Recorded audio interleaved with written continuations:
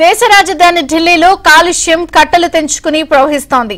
వాయు, జల, శబ్ద కాలుష్యాలకు రాజధాని కేంద్ర బిందువైంది. ఇప్పుడు ఢిల్లీని కూడా వెనక్కి నెట్టేసిన నగరం ఏదైనా ఉందంటే అది హైదరాబాదే. అత్యంత ప్రమాదకరమైన నగరాల జాబితాలో హైదరాబాద్ అగ్రస్థానానికి ఎగబాకుతోంది. భాగ్యనగరంలో చేపడుతున్న దిద్దుబాటు చర్యలు ఏ మూలకు సరిపోవడం లేదని కాలుష్య నియంత్రణ మండలి అధికారులు చెబుతున్నారు.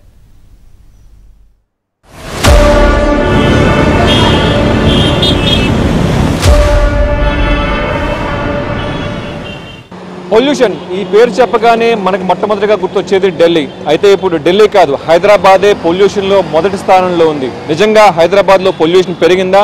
రోడ్ల మీదకి రావాలంటేనే ప్రజలు భయపడే పరిస్థితి ఉందా? నిజంగా రోడ్ల మీద తిరిగితే శ్వాసకోశ సంబంధిత వ్యాధులు వస్తున్నాయా? సో పర్యావరణవేత్తలు ఏం చెప్తున్నారు? ప్రభుత్వం ఈ పొల్యూషన్కి సొల్యూషన్ కనిపెట్టడానికి ప్రణాళికలు ఏం రచిస్తుంది? Watch the story.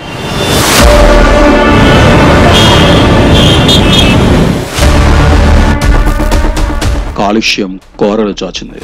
జనం బెంబేలెత్తిపోతున్నారు. ప్రభుత్వ నిర్లక్ష్యం, ప్రజల ఇష్టానుసార ప్రవర్తనతో భాగ్యనగరంలో ఎయిర్ క్వాలిటీ పూర్తిగా దెబ్బతింది.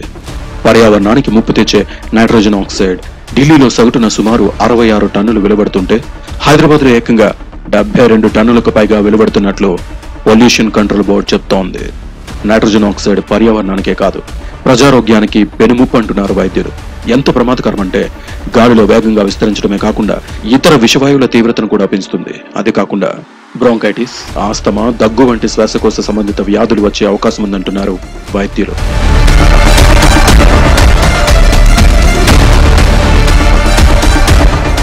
హైదరాబాద్లో కాలుష్యం పెరిగిపోవడానికి నగరంలో కొన్ని చోట్ల ఉన్న పరిశ్రమలు కూడా కారణం కావచ్చు. ఫార్మా, ఇతర పరిశ్రమలతో పాటు ఘాటు రసాయన వాసనలు వస్తున్నాయి. కాలనీల్లో జనం ఉండలేక వెళ్లలేక నానా తంటాలు పడుతున్నారు. పటాన్చెరు, పాసమైలారం, బొల్లారం, జీడిమెట్ల, నాచారం, బాలానగర్, కాటేదాన్ పారిశ్రామిక వాడల్లో ఎక్కడ చూసినా కాలుష్యమే కనిపిస్తోంది. జనం ముక్కు మూసుకుని కూడా బతకలేని దుస్థితిలో వెళ్లిపోయారు. వాసన భరించలేక నిద్రలేని రాత్రులు గడపాల్సి వస్తోంది. ఈ యొక్క ఎయిర్ పొల్యూషన్ అనేది విపరీతంగా ఎక్కువ అవుతుంది, కానీ ఏమాత్రం కూడా కంట్రోల్ కావట్లేదు. మరి ఒకగానొక రోజున మరి ఢిల్లీలో చాలా విపరీతంగా ఉన్నదనే మాటలు వినేవాళ్ళము. కానీ ఇప్పుడు మళ్ళీ మొదటి స్థాయికి హైదరాబాదే వస్తుందని చెప్పి జనాలు అనుకుంటున్నారు. మరి అదేవిధంగా మరి ఇండస్ట్రియల్లో కూడా ఈ జీడిమెట్ల పరిసర ప్రాంతాల్లో కూడా నైట్ టైంలో కానీ వర్షం వచ్చిన టైంలో కానీ మరి విపరీతంగా కెమికల్ వదలటం అనేది జరుగుతూ ఉంది. మరి ఏమాత్రం ఒక చినుకు పడ్డా కానీ ఎమ్మటే గాల్లోకి వదలటము, లేకపోతే కెమికల్ వాటర్ని వాళ్ళు అండర్ గ్రౌండ్కి వదలటం అనేది క్రమేపీ చాలా కాలం నుంచి జరుగుతూ ఉంది. దీని మీద కూడా గవర్నమెంట్ తగిన శ్రద్ధ తీసుకుని కంట్రోల్ చేయాలని చెప్పి కోరుకుంటున్నాం. దాదాపు 200 ఫార్మా, బల్క్ డ్రగ్స్ కంపెనీల నుంచి వచ్చే కాలుష్యం ఒకటైతే వాహన కాలుష్యం మరొకటని చెప్పాలి.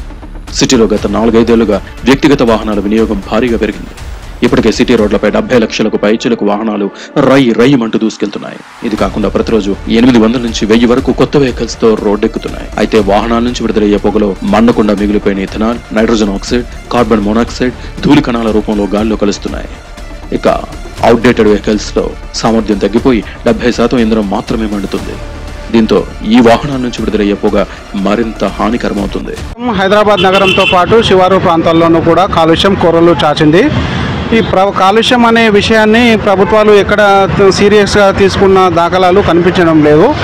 మొక్కలు నాటే కార్యక్రమం పేరు మారుతున్నాయే తప్ప క్షేత్రస్థాయిలో సీరియస్గా అది అమలు అవుతున్నట్టు ఏం కనిపించడం లేదు.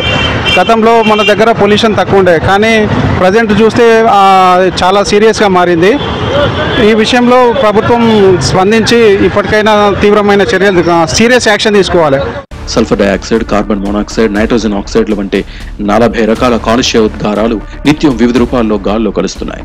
అహ్మదాబాద్, భోపాల్, కోయంబత్తూర్, ఇండోర్, జైపూర్, కాన్పూర్, కొచ్చి, కోల్కతా, లక్నో, లూథియానా, ముంబై, నాగ్పూర్, పాట్నా, పూణే, సూరత్, వడోదర, వారణాసి, విశాఖపట్నం, విజయవాడ వంటి నగరాలతో పోలిస్తే హైదరాబాద్లోనే వాహన కాలుష్యం ఎక్కువ అని పీసీబీ గణాంకాలు చెబుతున్నాయి. హైదరాబాద్లో ఇప్పుడున్న పరిస్థితుల్లో అలా రోడ్డు మీదకు వెళ్తే చాలు విపరీతమైన దగ్గు, తలనొప్పి, చికాకు అన్నీ వచ్చేస్తాయి. ఇక ఆఫీస్కి వెళ్దామని బైక్ తీద్దామంటే పరిస్థితి మరింత దారుణంగా ఉంది. కార్లు, ఆటోలు, బస్సుల నుంచి వచ్చే పొగకు తోడు ఎక్కడ పడితే అక్కడ రోడ్లన్నీ ఎడాపెడా తవ్వేయటం, వర్షాలు, వాటిపై చేరే దుమ్ము, వాహనాలు తిరిగినప్పుడు అది పైకి లేచి కళ్ళు, ముక్కు, గొంతు నొప్పి సర్వసాధారణంగా వచ్చేస్తున్నాయి. ఈరోజు హైదరాబాద్ ఢిల్లీని మించి ఈ యొక్క వాయు కాలుష్యం వల్ల జనం తీవ్ర ఇబ్బంది జరుగుతుంది. ముఖ్యంగా ఇక్కడ పారిశ్రామిక వాడలు హైదరాబాద్ చుట్టుముట్టున్నాయి. దానివల్ల కూడా వర్షాలు పడడం లేదు. ఇప్పుడు గమనించండి, రంగారెడ్డి, మెదక్ ఈ జిల్లాల్లో వర్షం లేకపోవడానికి కారణం ఈ యొక్క వాయు కాలుష్యం, ఆ కంపెనీల నుంచి వచ్చేటువంటి కెమికల్ వల్లనే ఈరోజు మనకు వర్షాలు పడతలేవని కూడా గ్రహించండి. ఈ భవిష్యత్తులో ఈ విధంగానే మనం కంట్రోల్ చేయకపోతే రాష్ట్ర ప్రభుత్వం ఢిల్లీ నుంచి మనం హైదరాబాద్ నుంచి వెళ్లిపోయే పరిస్థితి ఏర్పడుతుందేమని తెలియపరుస్తున్నాం. ఇప్పటికే చాలా మంది ఈ వాయువుల వల్ల పీల్చి మహిళలకు గర్భస్రావం జరగడం, పురుషులకు ఆస్తమా, ఎలర్జీ ఇలాంటి రోగాలతో ఆసుపత్రులు నిండిపోతున్నాయి. 67 దేశాల్లోని 795 నగరాల్లో అధ్యయనం చేసిన వరల్డ్ హెల్త్ ఆర్గనైజేషన్ మధుమేహం, హృదయ, శ్వాసకోశ సంబంధిత వ్యాధులు, ఆస్తమా, ఎలర్జీ, ఊబకాయం, ఊపిరితిత్తుల క్యాన్సర్లకు కారణం వాతావరణ కాలుష్యం అని తేల్చింది. ఒక్క ఢిల్లీ, హైదరాబాద్ మాత్రమే కాదు, దేశంలోని ప్రతి మెట్రో నగరంలో ఇదే పరిస్థితి. నగరాలన్నీ వాయు కాలుష్యంతో ప్రజలను బెంబేలెత్తిస్తున్నాయి. గతంలో బీజింగ్ లో నెలకొన్న పరిస్థితులు ఢిల్లీ, హైదరాబాద్ కు చేరుకున్నాయి. ఒకవైపు కాలుష్యం తగ్గించడమేలా అని పొల్యూషన్ కంట్రోల్ బోర్డు ఆలోచిస్తుంటే ఆర్టీసీ మాత్రం బస్సుల్లో సీఎన్జీ వాడకం పెంచడంలో విఫలమవుతోంది. గ్రేటర్ లో రోజు 3,500 బస్సులు సుమారు 9.5 లక్షల కిలోమీటర్లు తిరుగుతూ కాలుష్యాన్ని వెదజల్లుతున్నాయి.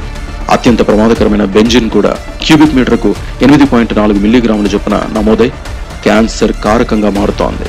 కాలుష్యానికి సంబంధించి పర్టికులేట్ మీటర్ పై రీడింగ్ కనిష్టంగా 10, గరిష్టంగా 60 మైక్రోగ్రాములుండాలి. అది ఇప్పుడు కొన్ని ప్రాంతాల్లో 129కి పైగా ఉంది. తాజా గణాంకాలను పరిశీలిస్తే బాలానగర్, జీడిమెట్ల, జూబ్లీహిల్స్, జూపాక్, చార్మినార్, సనత్ నగర్, కాప్రా తదితర ప్రాంతాల్లో పరిమితులను దాటి కాలుష్యం నమోదైంది. పిఎం ఏకంగా 150 మైక్రోగ్రాములు దాటింది. హైదరాబాద్ లో ప్రతి ఏటా కాలుష్యంతో 1,500 మంది మరణిస్తున్నారని కొన్ని గణాంకాలు చెబుతున్నాయి. గ్రేటర్ పరిధిలో 5 ఏళ్లలో వాహనాల సంఖ్య గణనీయంగా పెరిగింది. వ్యక్తిగత వాహనాలు రెట్టింపయ్యాయి. 2007లో నగరంలో 23 లక్షల వాహనాలుంటే 2024 నాటికి అవి భారీగా పెరిగాయి. సగటున తెలంగాణలో ప్రతి 3 ఒకరికి ఒక వాహనం ఉంది. ఇవి ఏటా 10% పెరుగుతున్నాయి. ఒక 12 to 15 ఇయర్స్ నుంచి పొల్యూషన్ బాగా ఎక్కువ పెరిగిపోయింది. అంటే దీన్ని కంట్రోల్ చేయాలంటే యాక్చువల్గా ఉన్న వెహికల్స్ ఏవైతే ఉన్నాయో అవుట్డేట్ అయిపోయిన వెహికల్స్ అన్ని తీసేసి ఇప్పుడున్న ప్రెజెంట్ వస్తున్న వెహికల్స్ ఏవైతే ఉన్నాయో బ్యాటరీతో నడిచిన వెహికల్స్ తీసుకుంటే గవర్నమెంట్ వాళ్ళు కూడా దానికి సబ్సిడీ కూడా ఇస్తున్నారు. దాన్ని ఎక్కువ యూజ్ చేయడానికి ట్రై చేయండి. ఈ పొల్యూషన్ తక్కువ చేయడానికి ప్రయత్నించండి. విపరీతమైనటువంటి ఇక్కడ కాటేజన్ ఇండస్ట్రీలో పొల్యూషన్ కానీ, ఇక్కడ ఇప్పుడు ఔటర్ రింగ్ రోడ్ కానీ, ఇక్కడ మూసీలో కానీ, తర్వాత పివి నరసింహారావు ఎక్స్ప్రెస్ హైవే కానీ, నేషనల్ హైవే కానీ, ఇంటర్నేషనల్ ఎయిర్పోర్ట్ కానీ, వాహనాలు విపరీతమైన వాహనాలు, రాత్రి పగలు 24 గంటలు వాహనాలు. చిన్నపిల్లలు బయటికి వెళ్ళే పరిస్థితులు లేదు, మహిళలు కానీ రోడ్ క్రాస్ చేసే పరిస్థితులు లేదు. అదేవిధంగా దోమలు, ఈగలు. ఎందుకంటే శివారున్నటువంటి ఒక మున్సిపాలిటీ ఇవాళ జిహెచ్ఎంసీ కార్పొరేషన్లు కలిసిన తర్వాత కూడా దానికి ప్రత్యేకంగా దోమలకు సంబంధించి కానీ, మరి ఇతరత్ర ఇంకా మలేరియా కానీ, డెంగ్యూ కానీ, చర్మ వ్యాధులు కానీ అన్ని రకాలుగా వాళ్లకు సౌకర్యాలు కల్పించాలి. పరిస్థితి ఇలాగే కొనసాగితే 2050 నాటికి హైదరాబాద్ నగరంలో మానవ మనుగడ ప్రశ్నార్థకంగా మారుతుందని పర్యావరణవేత్తలు అంటున్నారు.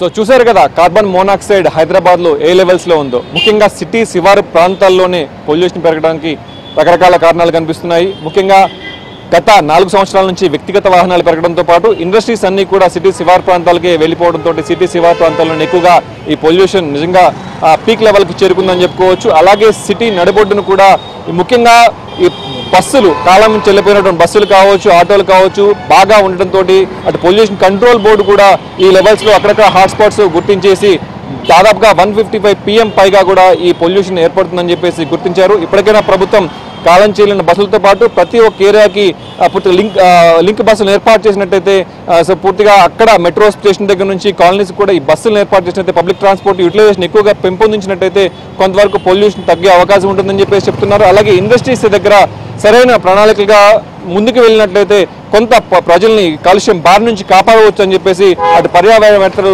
ప్రభుత్వానికి సూచిస్తున్న పరిస్థితి అయితే కనిపిస్తూ ఉంది. వీడియో జర్నలిస్ట్ శివతో ప్రవీణ్, ABN ఆంధ్రజ్యోతి, హైదరాబాద్.